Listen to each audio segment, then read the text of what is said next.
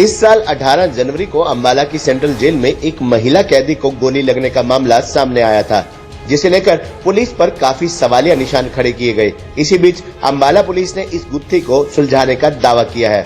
अंबाला के एसपी जशनदीप रंधावा ने इस बात की पुष्टि करते हुए बताया कि एसआईटी द्वारा की गई जांच में ये पाया गया है कि ये गोली सेंट्रल जेल से 2.5 किलोमीटर दूर एयरफोर्स स्टेशन की फायरिंग रेंज से आकर रीटा नामक महिला कैदी के पैर में लगी थी। 18 जनवरी को एयरफोर्स स्टेशन में सेना के जवान फायरिंग रेंज में AK-47 राइफल से अभ्यास कर रहे थे, जिस दौरान एक स्ट्रे बुलेट रिटेनिंग वॉल को पार करते हुए सेंट्रल जेल की तरफ आ गई। इसके अलावा एसपी जशनदीप रंधावा ने बताया कि अंबाला जिले में आर्मी की 3 फायरिंग रेंज है, जिनके सुरक्षा मापदंड चेक करने के लिए आर्मी के उच्च अधिकारियों को लिखा जाएगा।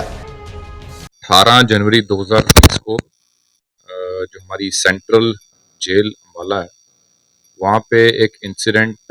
रिपोर्ट हुआ था, जहाँ पे जेल के महिला बैरक के अंदर रीटा नाम की एक कैदी के जो इनमेट थी, प्रिजन इनमेट थी, उसके पैर के अंदर गोली लगी थी। और इस इंसिडेंट का संज्ञान लेते हुए पुलिस द्वारा FIR number 23 under section 285, 338 IPC and 25 of arms act हमने पुलिस स्टेशन बलदेव नगर के अंदर दर्ज की थी। पूरे इंसिडेंट की इम्पोर्टेंस को, सिग्निफिकेंस को देखते हुए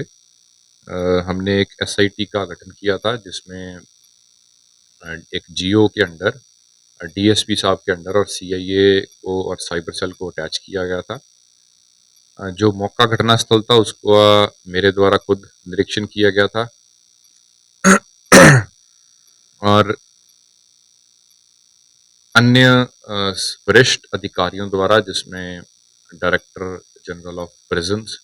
श्री मोहम्मद अकील जी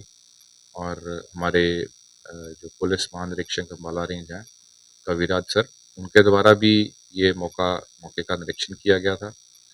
हमारे माननीय गृह एवं स्वास्थ्य मंत्री, उनके द्वारा भी मौका घटनास्थल देखा गया था।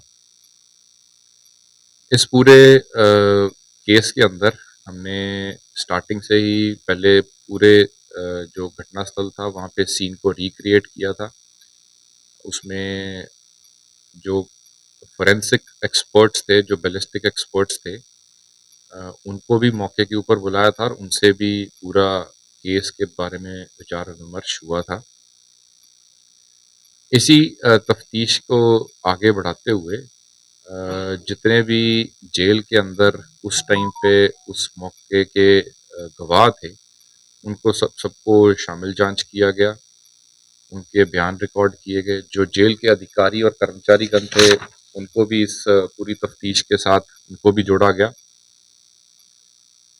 जो जेल के अंदर कैमरास थे, उनका भी लगभग 85 कैमरों की कई घंटों लंबी फीड को अच्छी से उस पूरी डिटेल में उसका अध्ययन हमारी जो स्पेशल टीम थी उसके द्वारा किया गया। और जो इसमें सबसे बेसिक क्वेश्चन थे कि ये जो गोली लगी उस विक्टिम के, पीड़ित के, वो किस कैलिबर की थी। सबसे पहला सवाल तो यही था कि वो किस वेपन की गोली है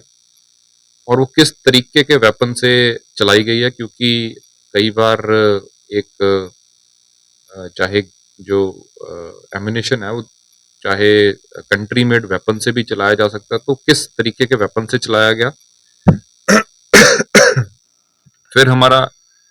जो डायरेक्शन ऑफ फायर था, जो हमारा डायरेक्शन ऑफ फायर था वो क्या रहा उस केस के अंदर। जो हमारा डिस्टेंस ऑफ फायर था वो हमने पता लगाना था, और जो स्पीड और एंगल जो बुलेट का था, जिस टाइम पे वो विक्टिम के, जिस टाइम वो पीड़ित के बजी, उस टाइम पे वो उसका स्पीड एंड एंगल क्या था। इस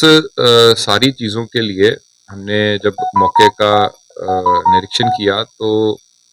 वो हमारे को ये पता लगा कि जो डायरेक्शन ऑफ फायर है वो ईस्ट डायरेक्शन के तरफ से, प्राइमरीली साउथ ईस्ट डायरेक्शन की तरफ से फायर की आया था। और जब हमने जो पूरी डिटेल के अंदर जो बुलेट रिकवर हुआ था और जो बैलिस्टिक एक्सपर्ट्स ने जब उसका अ, मुआयना किया तो वो इस निष्कर्ष पे पहुंचे कि ये जो गोली है वो एक AK-47 टाइप के वेपन की गोली है और जिसका कैलिबर 7.62 बाय 39 mm होता है, जिसका कार्ट्रिज का साइज, और उसके बुलेट का मास लगभग 8 ग्राम के करीब होता है। उसके बाद इसमें पूरे में उसकी जो हमारी प्रोजेक्टाइल और की प्रोजेक्टाइल मोशन की जो ट्रैजेक्टरी होती है उसके जो विशेषज्ञ हैं, चाहे उसमें फिजिक्स के कुछ विशेषज्ञ थे, उनसे भी हमने विचार विमर्श किया और फाइनली हमारी फोरेंसिक की और बैलिस्टिक एक्सपर्ट्स की टीम इस नतीजे पे पहुंची कि जो डिस्टेंस ऑफ फायर है वो लगभग 2.5 किलोमीटर दूर है और उसका जो डायरेक्शन है वो साउथ ईस्ट और प्राइमरीली ईस्ट कंपोनेंट ज़्यादा उस डायरेक्शन से वो फायर हुआ है। जब पूरा फिजिकली उस एरिया का हमने चेकिंग करवाई तो वहाँ पे जिस सेक्टर के अंदर आ रहा था वो एयरफोर्स का एरिया पाया गया और उस एरिया के अंदर एयरफोर्स की एक स्मॉल रेंज हमारे को वहाँ पे मिली। वहाँ पे जो हमारे सोर्सेस के थ्रू हमें पता लगा कि अ, जो वो रेंज है वो लगभग 100 फुट की उसमें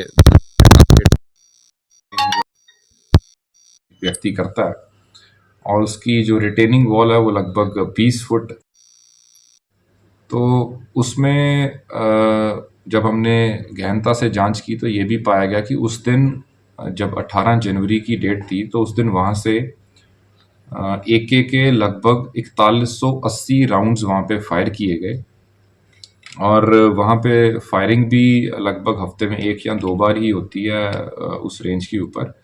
और वहाँ पे उस दिन 4180 राउंड्स AK के वहाँ से फायर किए गए। इस बेसिस पे हमारी जो पूरी इन्वेस्टिगेशन थी हमने वहाँ पे जो पूरा प्रोजेक्टाइल मोशंस और जो हमारी बैलिस्टिक एक्सपर्ट्स हैं उस बेसिस के से हम इस निष्कर्ष पे पहुंचे कि जो ओरिजिन ऑफ फायर है वो एयरफोर्स से है। एक के वेपन यूज हुआ है, डिस्टेंस उसका लगभग 2.5 किलोमीटर है और एंगल ऑफ फायर जो है वो लगभग 15 से 20 डिग्री के एंगल से फायर हुआ है। तो उस बेसिस से वो जो लेडी थी उसके जो एक्सरे भी हमने प्राप्त किया उसकी भी अच्छी तरह से जब चेक किया गया तो जो जिस एंगल गया था और जिस तो हर ये जांच उसको सेटिस्फाई किया और पहले जब हम इंसिडेंट में जांच के बारे में पता किया ये भी आया कि अभी हाल फरवरी 2023 में एक ITBP की रेंज है पंचकुला के अंदर, वहां से भी इस बुलेट जो था वो डेरा बस्ती के अंदर लगभग 3.3 किलोमीटर दूर एक प्राइवेट प्रेमिसेस के अंदर लगा और इसी तरीके से वहां पे ये पहली बार नहीं बल्कि 5वां ऐसा इंसिडेंट था जब उस प्राइवेट बिल्डिंग के ऊपर वहां से फायरिंग रेंज से स्ट्रे बुलेट उनकी बिल्डिंग में लगा और जब बिल्डिंग पुलिस द्वारा मुआयना किया गया तो 13 अलग अलग बुलेट उनकी दीवारों से रिकवर भी हुई। इसी तरीके से 2005 में अंबाला जिले के अंदर भी जो बब्याल फायरिंग रेंज है वहां पे भी एक स्ट्रे बुलेट एक लेबर वाले व्यक्ति को लगा था और 2021 की दिसंबर में तमिलनाडु के अंदर भी एक 11 साल के लड़के को भी स्ट्रे बुलेट लगभग 2 किलोमीटर दूर इसमें क्योंकि ये एक फायरिंग रेंज से गया हुआ स्ट्रे बुलेट है जिसके कारण से ये एक हमारे जो विक्टिम है उसको ये गोली लगी, उसका संज्ञान लेते हुए जितनी भी अम्बाला के अंदर फायरिंग रेंजेस हैं, चाहे वो आर्मी की हैं, एयरफोर्स की हैं, हम कंसर्न्ड उनसे हमने पत्राचार करेंगे कि रेंज के जो पैरामीटर्स हैं वो एक बारी उसका मुआयना करवाएं और उनको उनकी जो रिटेनिंग वॉल्स उनको मजबूत करें ताकि इस टाइप के इंसिडेंट्स आने वाले टाइम में ना हो। और इसके साथ ही जो हमारे गृह एवं स्वास्थ्य मंत्री हैं, उनके द्वारा भी इसका संज्ञान लेते हुए पूरे हरियाणा के अंदर जो फायरिंग रेंजेस हैं उनका एक बारी सिक्योरिटी ऑडिट करवाने के लिए उन्होंने भी दिशा निर्देश दिए हैं। और जो क्योंकि ये इसमें कुछ डिफेंस इस्टेब्लिशमेंट्स की भी फायरिंग रेंजेस हैं, तो वो भी अपने लेवल के ऊपर डिफेंस मिनिस्टर से फॉलो अप करेंगे।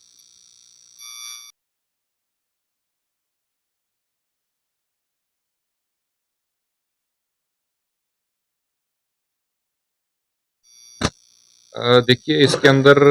जो प्राइमरीली हमने जो एफआईआर दर्ज की थी वो इस हिसाब से की थी कि नेग्लिजेंट फायर हुआ है, लेकिन जो जांच में पाया गया कि ये एक किसी ने नेग्लिजेंटली फायर तो नहीं किया, लेकिन एक इसमें इंस्टीट्यूशनली कुछ जो फ्लॉज हैं उसको ठीक कराने के लिए इन ड्यू कोर्स हम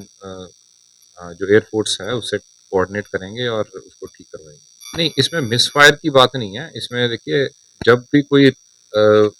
किसी भी पुलिस की या कोई आर्मी की या किसी भी फोर्सेस की कोई रेंज होती है, तो उसमें जहाँ पे आपका टारगेट होता है उसके पीछे एक प्रॉपर, चाहे वो सैंड बैग्स हों, मिट्टी हो, और उसके पीछे आरसीसी की एक रिटेनिंग वॉल लगाई जाती है, जो कि बुलेट अगर टारगेट से कुछ हद तक दाएं बाएं हो तो उसको रिटेन कर सके, वो उसको कहीं आगे ना जाने दे। लेकिन यहाँ पे देखने में ये आया कि जो फायरिंग रेंज है वो काफ़ी उसका साइज़ छोटा है और उसकी रिटेनिंग वॉल उसके हिसाब से रिलेटिवली कम हाइट की है। तो उसको इजीली इम्प्रूव किया जा सकता है, उसकी रिटेनिंग वॉल को थोड़ा और ब्रॉड और थोड़ा और हाई किया जाएगा, तो ऐसी फ्यूचर में ऐसे इंसिडेंट से बचा जा सकता है।